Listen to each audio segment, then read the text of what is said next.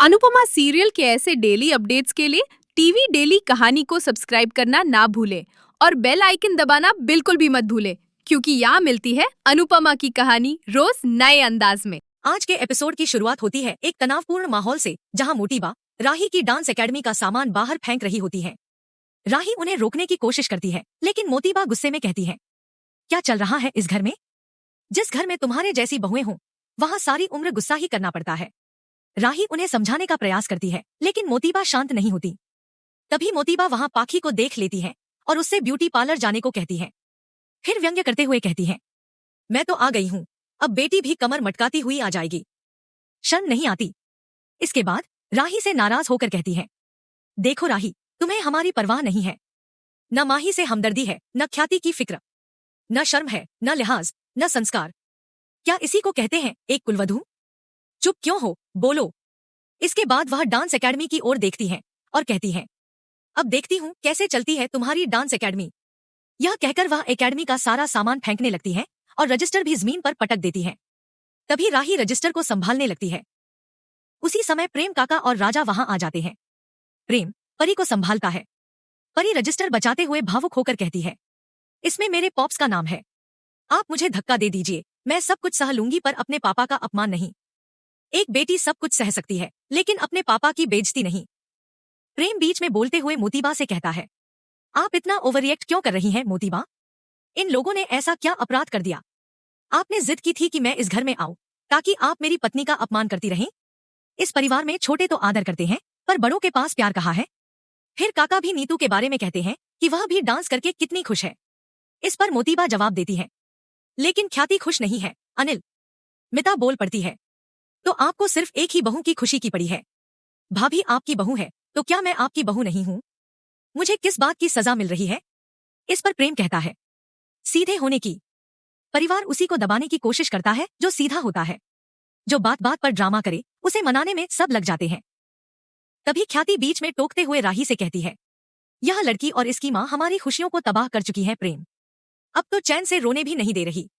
मोतीबा प्रेम, अनिल और राजा को वहां से हटने को कहती है और कहती है, यह हमारे और हमारी बहू के बीच का मामला है। प्रेम उन्हें टोकते हुए कहता है, कभी ना कभी हर पति को अपनी पत्नी के लिए खड़ा होना पड़ता है। आज वही दिन है। यह सुनकर सभी चौंक जाते हैं। फिर प्रेम आगे कहता है, आज हम अपनी पत्नियों और आपके बीच खड़े हैं। अनिल और राजा भी प्रेम का साथ देते हैं। यह देखकर मोतीबा कहती है, तू इस घर की परंपरा भूल गया है, यह हमारा अपमान है। इस पर प्रेम दृढ़ता से कहता है, नहीं, यह मेरी पत्नी का सम्मान है। इसके बाद मोतीबा और ख्याति वहां से चले जाते हैं। प्रेम और काका राही को समझाने लगते हैं। वहीं दूसरी ओर सरिता ताई, जसप्रीत और चौल की बाकी औरतें डांस प्रैक्टिस कर रही होती हैं। गुरुजी उन्हें ताल दे रहे होते हैं और अनुपमा तथा सरिता उन्हें देखकर मुस्कुरा रही होती हैं। लेकिन बार बार सरिता के डांस स्टेप्स भूलने पर गुरुजी उसे टोकते हैं और कहते हैं, हाव भाव में नरमी लाओ, थोड़ी नजाकत लाओ। जसप्रीत के मजाक करने से माहौल हल्का फुल्का हो जाता है।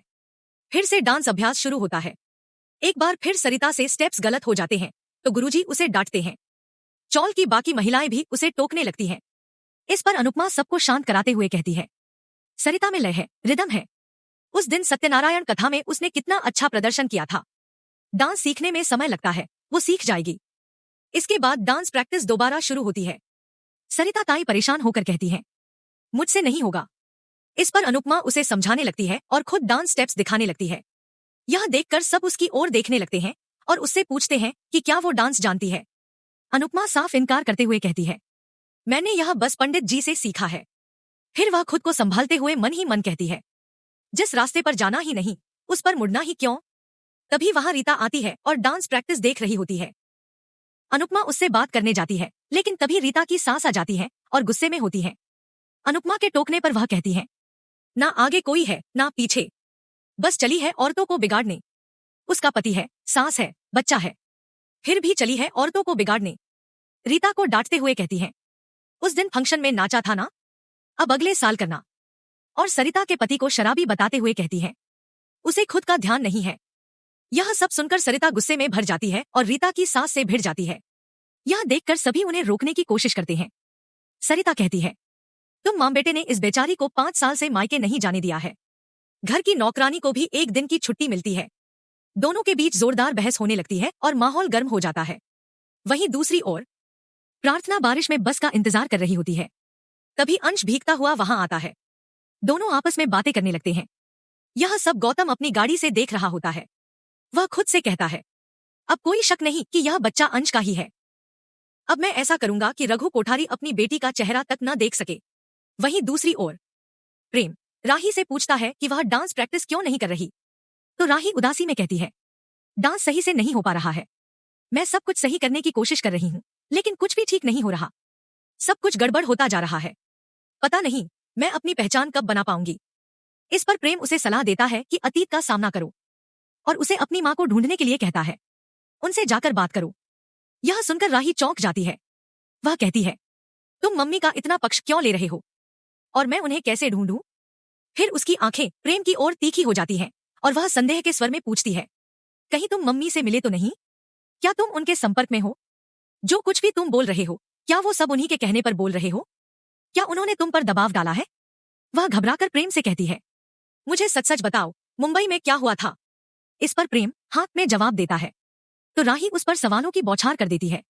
गुस्से में कहती है, जब तुम उनसे मिले तो मुझे बताया क्यों नहीं? इतनी बड़ी बात मुझसे कैसे छुपा सकते हो? इस पर प्रेम भी कहता है, तुम भी तो मम्मी से मिली थी, लेकिन तुमने भी मुझे नहीं बताया। राही भड़क उठती है और कहती है, मतलब तुम अब भी उनके संपर्क में हो? और अगर हो तो प्लीज उनसे दूर रहो। मैंने उन्हें अपनी जिंदगी से दूर किया है, अब तुम भी करो, वरना वो फिर से मीठी मीठी बातों से हमारी जिंदगी में लौटेंगी और धीरे धीरे सब कुछ बर्बाद कर देंगी, सिर्फ और सिर्फ मम्मी की वजह से। वह इस बात को बार बार दोहराती रहती है, लेकिन इस बार मैं नहीं फंसने वाली। मैं उनसे कोई रिश्ता नहीं रखूंगी, बात तक नहीं करूंगी। तभी प्रेम उसे रोकते हुए कहता है, रिश्ता कोई सामान नहीं होता कि जब चाहो रखो, जब चाहो छोड़ दो। और वो मम्मी के टच में नहीं है, क्योंकि उन्होंने ही मिलने और कॉल करने से मना किया है। फिर प्रेम पूछता है, तुम्हें जानना नहीं है कि मम्मी कहाँ है? ये बच्चों जैसी हरकतें क्यों कर रही हो? इस पर राही कहती है, नहीं जानना मुझे। अगर उनसे दूर रहने के लिए मुझे बच्ची जैसी हरकतें करनी पड़े तो भी मुझे कोई फर्क नहीं पड़ता। और फिर वह प्रेम को उसकी कसम देकर कहती है कि वह उनकी मम्मी से दूर ही रहे। वहीं दूसरी ओर सरिता ताई और चौल की बाकी महिलाएं अनुपमा के साथ बैठकर चाय पी रही होती हैं। वे डांस ना हो पाने को लेकर चिंता जता रही होती हैं। इस पर अनुपमा मुस्कुराते हुए उन्हें समझाती है और कहती है, अच्छा बोलिए, हर बात में अच्छाई निकालिए। शब्दों में बहुत ताकत होती है। आप कोई बात बार बार बोले तो हमारा मन भी उसे मानने लगता है और फिर पूरी दुनिया भी। इसलिए सुबह सुबह अच्छा बोलिए। बातों ही बातों में अनुपमा रीता के डांस प्रैक्टिस में शामिल होने की बात करती है। इस पर सरिता रीता की सास के अत्याचारों के बारे में बताने लगती है। जसप्रीत और दूसरी महिलाएं भी सरिता का समर्थन करती हैं। फिर भारती भी बोल उठती है, हम तो बस पानी भरते हुए आपस में बहस कर लेते हैं, एक दूसरे से नहीं, हालात से लड़ते हैं। इसके बाद सरिता रीता और उसकी सास के बीच के गुरुजी के ऊपर विश्वास की बात करती है और बताती है कि रीता की सास हफ्ते में 3 बार व्रत रखती है। धीरे धीरे सभी औरतें वहां से उठकर जाने लगती हैं। दूसरी ओर गौतम मोतीबा को प्रार्थना और अंश की बस स्टैंड वाली तस्वीर दिखाकर उन्हें भड़काने की कोशिश करता है। वह कहता है, घर की बेटी की तस्वीर तो बहुत सुंदर है, लेकिन घर के दामाद की तकदीर उतनी ही खराब, जो इस बेवफा से शादी कर बैठा। अगर इस तस्वीर से आपको इतना दुख हो रहा है तो सोचिए मेरे माँ बाप का क्या हाल होगा। फिर वह कहता है, कल कोर्ट में तारीख है, लेकिन मैं उसे तलाक नहीं देना चाहता, भले ही उसकी कोख में पल रहा बच्चा किसी और का हो, पर वह मेरी पत्नी है और ये सब अंश की चाल है। तभी राही बीच में बोल पड़ती है, ये सब अंश का नहीं, तुम्हारा क्या धरा है? अंश तो बस प्रार्थना का ख्याल रखता है, उसका साथ देता है, वो भी पूरे सम्मान और मर्यादा के साथ। इस पर गौतम ताना मारता है, ये सब 9 महीनों में सामने आ जाएगा। राही जवाब देती है, तुम कभी भी दोस्ती के रिश्ते को नहीं समझ सकते। तभी मोतीबा राही को टोकते हुए कहती है, कौन सी दोस्ती? जैसी तुम्हारी माँ और उस राघव के बीच थी। राही शर्म से नजरें झुका लेती है और मोतीबा से अपनी माँ के बारे में बात न करने की गुजारिश करती है। फिर वह अंश के पक्ष में बोलती है और डीएनए टेस्ट करवाने की बात करती है। इस पर मोतीबा हामी भरती है। गौतम आगे कहता है, अगर यह बच्चा मेरा निकला तो प्रार्थना कहीं भी रहे, बच्चा मेरे साथ ही रहेगा। मोतीबा फिर से उसकी बात पर सहमति जताती है। वहीं दूसरी ओर रीता अपने घर के बाहर खड़ी होती है जब अचानक उसे चक्कर आने लगते हैं। अनुपमा यह सब देख लेती है और उसे संभालने की कोशिश करती है। वह उसके हाथों पर चोट के निशान देखती है और चिंतित होकर उससे पूछती है, रीता बात को छुपाने की कोशिश करती है, लेकिन अनुपमा दृढ़ होकर कहती है, कब तक तुम अपने पति को बचाने की कोशिश करती रहोगी? रीता जवाब देती है, पति नहीं, सिर्फ सांस मारती है। पति तो बस चुपचाप देखता है, माँ के सामने कमजोर पड़ जाता है। मेरा पति बुरा नहीं है।